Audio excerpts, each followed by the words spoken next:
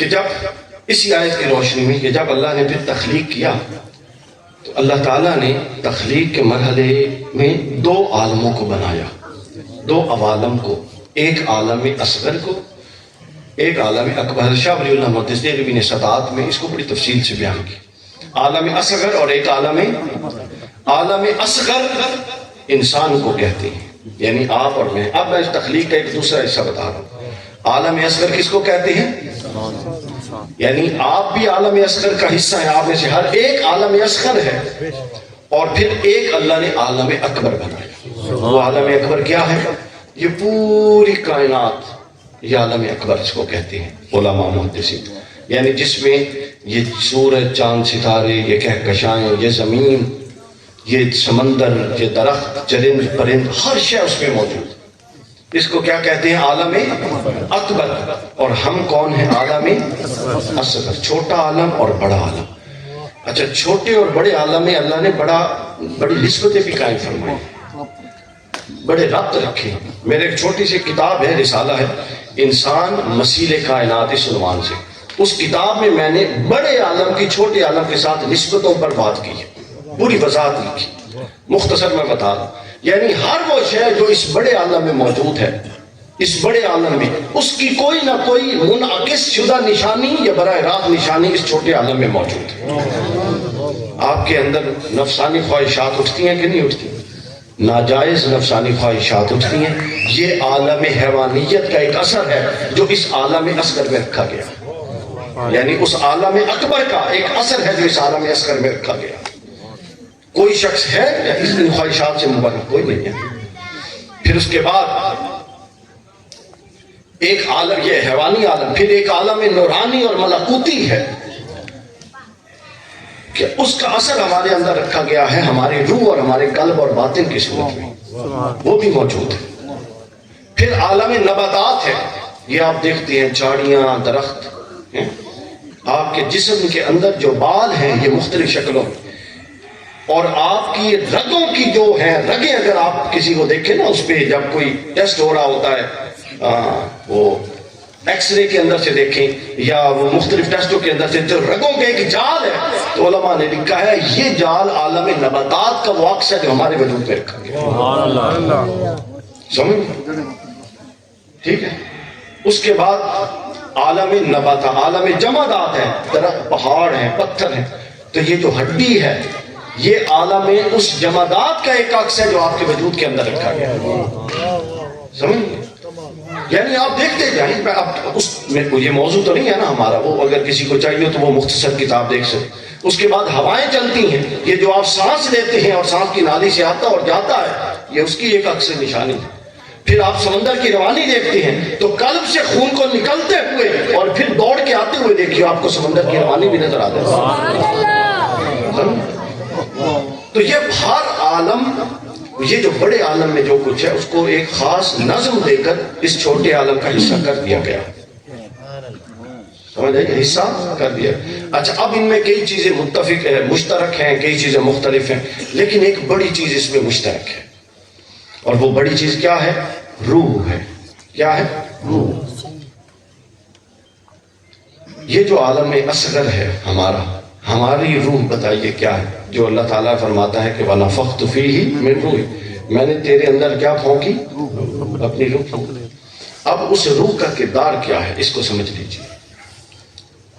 روح کا کردار کیا ہے کہ جب تک وہ روح آپ لوگوں کے ہمارے اندر موجود ہے، لفظ انسان کا اطلاق اور لفظ عبد کا اطلاق قرآن مجید اس پر کرتا ہے جو اس وجود جسدی کے اندر روح کو رکھتا ہے۔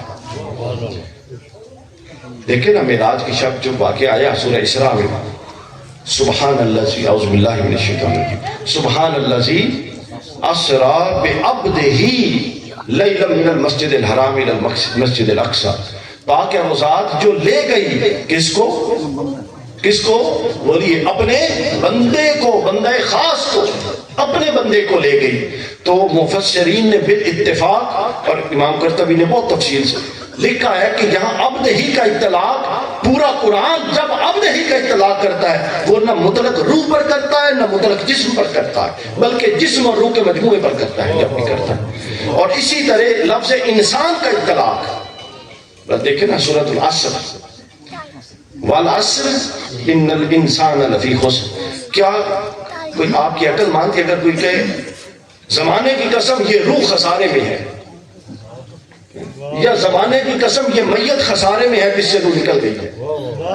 تو نہیں، قرآن کہتا ہے کہ اس کی قسم جو انسان ہے، اور انسان کون ہے؟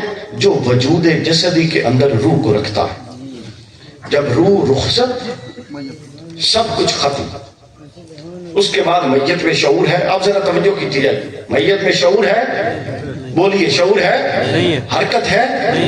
کسی طرح کا وہ کسی کو گرفت کر سکتا ہے؟ کسی کو آزاد کروا سکتا ہے؟ کچھ دیکھ سکتا ہے؟ کچھ سن سکتا ہے؟ کچھ بھی نہیں کر سکتا۔ وہ پورا کا پورا موجود ہوتا ہے سر سے پاؤں تک، لیکن ہم کہتے ہیں کہ وہ نہیں ہے۔ وہ کیا تھا؟ جو تھا تو یہ تھا، اور اب یہ تو ہے لیکن ہم کہتے ہیں یہ نہیں ہے۔ وہ کیا تھا کہ اب یہ ہونے کے باوجود نہیں ہے، وہ نہیں ہے۔ تو گویا کوئی بھی وجود ہو وہ اپنا قائم کس پر رہتا ہے؟ روح پر۔ کس پر قائم رہتا ہے؟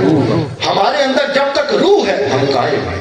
جب اللہ کا امر آئے گا اور یہ روح رخصت ہو جائے گی تو ہم قائم نہیں رہیں گے، ہم اگلے زمانے اور اگلے دور میں منتقل ہو جائیں گے، اور یہ جسد جس سے روح نکلے گی یہ میت بن جائے گا۔ یہ اصول ہے، کس کے لیے یہ اصول؟ عالم اصغر کے لیے۔ تو میں نے عرض کی کہ عالم اصغر اور عالم اکبر میں ایک متفقہ چیز ہے اور وہ روح ہے۔ تو عالم اصغر کی روح تو آپ سمجھ گئے کہ عالم اصغر کی روح تو وہ ہے جو آپ میں پھونکی گئی اور پھر نکال لی جائے گی اپنے وقت تک، اور جب تک یہ موجود ہے آپ حیات ہیں، اور جب یہ نکال لی جائے گی آپ حیات نہیں رہیں گے۔ تو اب سوال یہ پیدا ہوتا ہے کہ جب اصول ایک ہے، ضابطہ ایک ہے، نظم ایک ہے جو اللہ نے اس پوری کائنات میں کار فرما ہے، تو پھر ہمیشہ لازمی بات ہے کہ جب عالم اصغر کی ایک روح ہے تو عالم اکبر کی بھی ایک روح ہونی چاہیے، کہ جب تک وہ روح اس کے اندر موجود ہو یہ عالم روح بحرکت رہے، اور جب وہ موجود روح نکال لی جائے تو نہ عالم میں شعور رہے، نہ عالم میں حرکت رہے، نہ عالم میں تحرک رہے، نہ عالم میں وہ جاری و ساری چیزیں رہے۔ تو سوال یہ پیدا ہوتا ہے جب عقل انسانی میں حیرت میں ڈوبی اور بارگاہ الہی میں التجا کی کہ باری تعالیٰ عالم اصغر کی روح کا شعور تو ہے، عالم اکبر کی بھی کوئی روح ہے اور ہمیں اس کا شعور عطا فرما۔ تو اللہ نے فرمایا کہ تم کیسے نادان ہو، تم چونکہ انسان ہو اور انسان نسیان سے بنا ہے اور نسیان بھولنا ہے، تم بھول گئے، حالانکہ میں نے قرآن میں لکھا ہے پورا کا پورا واقعہ معراج، اور پھر میرے مصطفیٰ نے آ کے بیان کیا ہے اور اس کے صحابہ نے اس کو تفصیل سے بیان کیا ہے۔ کیا تم نے یہ نہیں دیکھا کہ جس شب میں نے محبوب کو بلوایا اپنے پاس، اس شب میرے محبوب جب اس دنیا سے تشریف لے گئے، میدان اوپر گئے، سیریں کی، آپ زیادہ تفصیل میں نہ جائیں، صرف سیاستہ کی 5 کتابیں 6 کتابیں اٹھا کے دیکھ لیں، بخاری اٹھائیں، مسلم اٹھائیں، ہر کتاب میں کتاب الصلاۃ کے اندر باب المعراج موجود ہے، معراج کا واقعہ پورا کا پورا موجود ہے۔ حضور علیہ السلام نے جنتوں کی سیر کی، حضور نے جہنموں کے احوال ملاحظہ کیے، حضور نے اہل جنت کی سیر کی، حضور نے اہل جنت کے احوال ملاحظہ کیے، اہل جہنم کے احوال ملاحظہ کیے۔ حضور علیہ السلام 7 آسمانوں پر رکے، ہر نبی کے ساتھ مکالمہ ہوا اور وہ مکالمہ بخاری مسلم میں موجود ہے۔ اس کے بعد حضور علیہ السلام مختلف صحابہ کے محلات کی سیر کی، پھر عرشوں کی سیر کی، پھر اللہ کی بارگاہ میں پہنچے، پھر اللہ نے اپنے بندے پر وحی کی جو اللہ نے وحی کی، پھر وہاں نہ جانے کتنا عرصہ رکے، پھر وہاں سے واپس تشریف لے آئے۔ آپ تفسیر اس کی سیرت کی کتابوں کو اگر چھوڑ بھی دیں، صرف حدیث کی کتابوں کو اٹھائیں تو آپ کو لگے گا یار یہ جو سفر تھا یہ کم از کم صدیوں پر نہیں تو کم از کم سالوں پر محیط ضرور تھا، چونکہ یہ چند لمحوں میں تو یہ سب کچھ نہیں ہو سکتا، یہ تو سالوں کا سفر تھا۔ دیکھیں نا، آپ نے یہاں سے نکلنا ہو تو ایک ایک جگہ پہ جانا ہو تو کتنا وقت درکار ہوتا۔ تو حضور علیہ الصلوۃ والسلام جب گئے اور یہ سب کچھ کر کے آئے اور ایک ایک چیز بیان کر دی، ایک ایک چیز خود بیان فرما دی، اب سوال یہ پیدا ہوتا ہے کہ حضور تو کہتے ہیں کہ میں اتنا کچھ دیکھ کر آیا، اس طرف جب ہم ہم پلٹتے ہیں تاریخ کے دھارے کی طرف تو تاریخ کا دھارا ہمیں یہ بتاتا ہے کہ جب محمد الرسول اللہ کو جبرائیل لے کر گئے تو جب دروازے سے نکلے تو کنڈی جس دروازے کی ہلتی تھی وہ ہل رہی تھی، جس بستر سے اٹھے تھے وہ بستر گرم تھا، جس پانی سے وضو کر رہے تھے اس کے قطرے ٹپک رہے تھے۔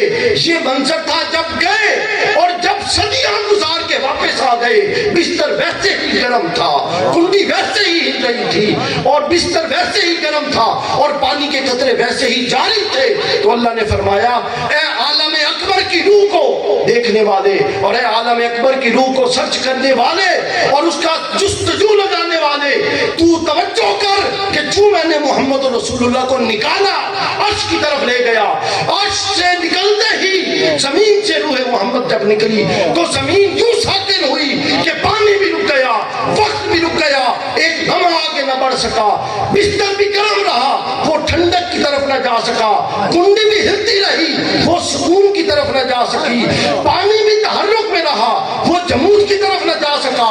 یہ سب علامات حیات تھیں۔ مصطفیٰ کو اٹھایا تو گویا کائنات کی روح نکال کے میں نے اس سے حیات چھین لی۔ جب مصطفیٰ کو واپس لٹایا تو سب کچھ پھر چل پڑا، بستر بھی ٹھنڈا ہو گیا، کنڈی بھی رک گئی، اور پانی میں بھی تحرک آ گیا۔